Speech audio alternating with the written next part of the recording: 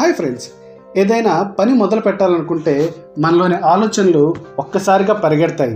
ఇది పర్ఫెక్ట్గా అవుతుందా, ఎవరేమనుకుంటారు అని మరీ ఆలోచిస్తూ చివరికి ఏం చేయకుండా వదిలేస్తాము. అదే ఓవర్ థింకింగ్ అండ్ ప్రోక్రాస్టినేషన్. ఇవి నిజంగా మన లైఫ్ను సైలెంట్గా వెనక్కి లాగేస్తాయి. కానీ గుడ్ న్యూస్ ఏంటంటే వీటిని మనం పూర్తిగా కంట్రోల్ చేయడం చాలా సాధ్యమైంది. దీనికి విల్ పవర్ ఒక్కటే కాదు, అవేర్నెస్, ప్రాక్టీస్ కూడా కావాలి. స్టెప్ 1, అసలు ఏం జరుగుతుందో అర్థం చేసుకుందాం. ఓవర్ థింకింగ్, ప్రోక్రాస్టినేషన్, ఇవి రెండు కూడా నాణ్యానికి రెండు వైపులా ఉంటాయి. నువ్వు ఓవర్ థింకింగ్ చేస్తావు ఎందుకంటే నీ మనసు ప్రతి విషయం పర్ఫెక్ట్గా లేదా సేఫ్గా ఉండాలనుకుంటుంది. ఆ తర్వాత ప్రోక్రాస్టినేట్ చేస్తావు ఎందుకంటే ఆ ఆలోచనలు నీకు ఓవర్లోడ్ అవుతాయి, కాబట్టి నువ్వు యాక్షన్ని వాయిదా వేస్తావు. ఇది అలసత్వం కాదు, ఒక మానసికమైనటువంటి ఒత్తిడి, విఫలమవుతామనేటటువంటి భయం. స్టెప్ 2, ఓవర్ థింకింగ్ను కంట్రోల్ చేయడానికి 3 సింపుల్ పద్ధతులు. 1, ఆలోచనకి పేరు పెట్టండి. నువ్వు ఆలోచనలో చిక్కున్నప్పుడు ఇలా అనుకోండి, నేను ఇప్పుడు ఓవర్ థింకింగ్ చేస్తున్నాను, దీన్ని కొంచెం పక్కన పెడదాం. మీరు ఇలా అనుకున్న వెంటనే ఎమోషనల్ లూప్లో నుంచి మీరు బయటకు వచ్చేసేస్తారు. 2 పాయింట్, థింకింగ్ టైమర్ని యూజ్ చేయండి. ఒక సమస్యపై ఆలోచించడానికి మీరు ఒక 5 నిమిషాలు కేటాయించండి. టైమర్ ముగిసిన వెంటనే ఒక నిర్ణయం తీసేసుకోండి, అంతే. ఇక ఆ ఆలోచన మీ దరిదాపుల్లోకి చేరుకోదు. పాయింట్ నెంబర్ 3, రాయడం మొదలు పెట్టండి. నీ ఆలోచనలు ఏదైనా సరే కాగితం మీద రాయండి. అలా రాసినప్పుడు నీ మెదడు వాటిని సర్దుబాటు చేస్తుంది, ప్రాధాన్యత క్రమంలో పెడుతుంది, అనవసరమైనటువంటి క్లట్టర్ని బయటకు పంపించేస్తుంది. స్టెప్ 3, చిన్న చర్యలతో ప్రోక్రాస్టినేషన్ను జయించు. దీనికోసం 2 నిమిషాలు నూన్ అనేటటువంటి చెప్పుకోండి. కేవలం 2 నిమిషాలు చేస్తాను ఏదైనా పని అని చెప్పి మీరు అనుకుంటే మీకు స్టార్ట్ చేయడానికి ఒక మంచి మూమెంట్ దొరుకుతుంది.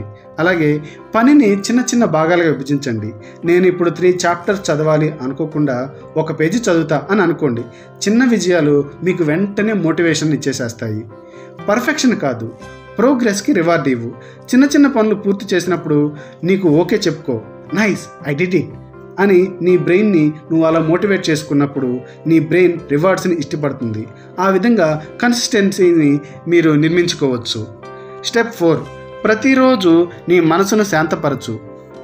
దీర్ఘమైనటువంటి శ్వాస తీసుకొని 4, 7, 8 అనే టెక్నిక్ని ప్రయత్నించు. ఇందులో 4 సెకండ్లు ఇన్హేల్ చేసి 7 సెకండ్స్ పాటు దాన్ని హోల్డ్ చేయండి.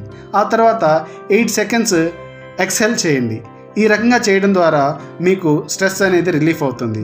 అలాగే ధ్యానం చేయొచ్చు, జర్నల్ రాయడం.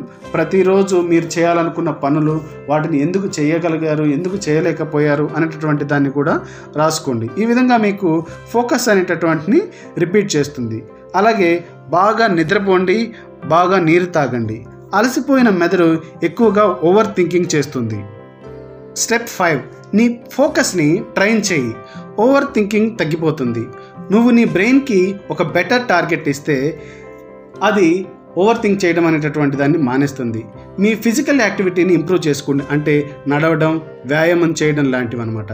అలాగే ఫోకస్ స్ప్రింట్ని యూజ్ చేయండి, అంటే 25 నిమిషాలు పని చేయండి, ఒక 5 నిమిషాలు బ్రేక్ తీసుకోండి. దీన్ని మనం పోమోడోరో టెక్నిక్ అని కూడా అంటాం. అదేవిధంగా సోషల్ మీడియాని తగ్గించుకోండి. ఇది నీ ఫోకస్ మొత్తాన్ని తినేసేటటువంటిది ఈ సోషల్ మీడియా. అందుకు సోషల్ మీడియాని కూడా తగ్గించుకోండి. సో ఫైనల్గా మీరు చేయాల్సినటువంటి సింపుల్ ఏంటంటే notice, label, breathe, act small and reward. అంటే ప్రతిదాన్ని మీరు గమనించండి, మీరు అనుకున్న దానికి ఒక పేరు పెట్టుకోండి, ఒక చిన్న బ్రీత్ తీసుకొని దాన్ని స్టార్ట్ చేయండి.